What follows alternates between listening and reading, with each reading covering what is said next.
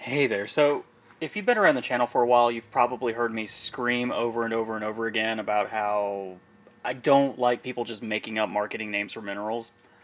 Because it's usually pretty predatory, but also it muddies the waters.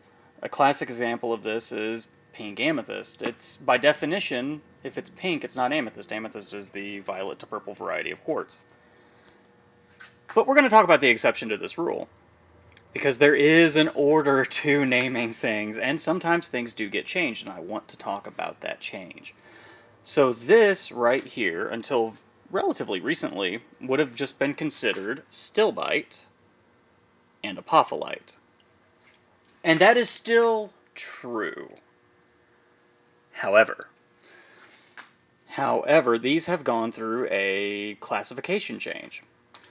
Now, apophyllite and stilbite are both considered series of minerals, so they are kind of like a family of minerals, so to speak. This particular stilbite variety is called Silbite-Ca, meaning that it is a calcium-rich stilbite. It doesn't have a fancy, super fancy marketing name, and this is Fluorapophyllite K. That's a mouthful, I know.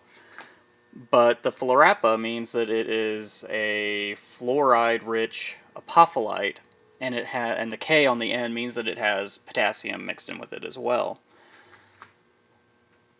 But mineralogically speaking, things do go through reclassifications from time to time, and this is a classic example of that, and that's perfectly okay. It's the generally agreed upon terminology. My issue comes in when people start making up like, oh, this is rainbow unicorn fart amethyst. Ree!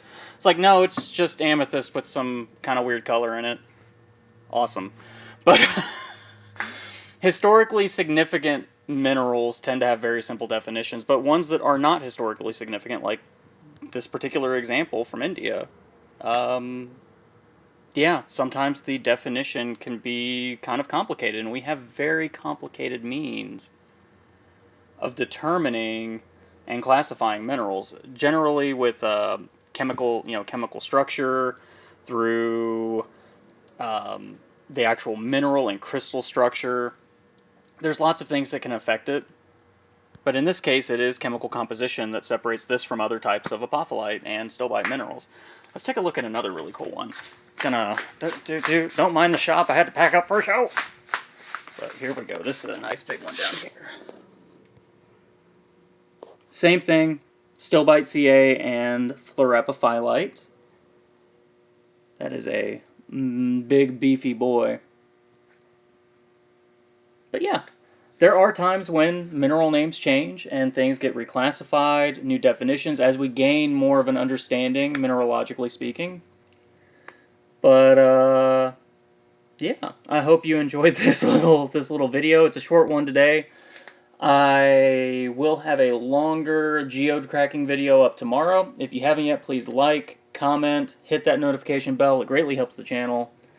Oh, and if you've not yet, please check my previous video from a couple of days ago. It has something very fun in it, and I hope you enjoy. It's my little way of saying thanks.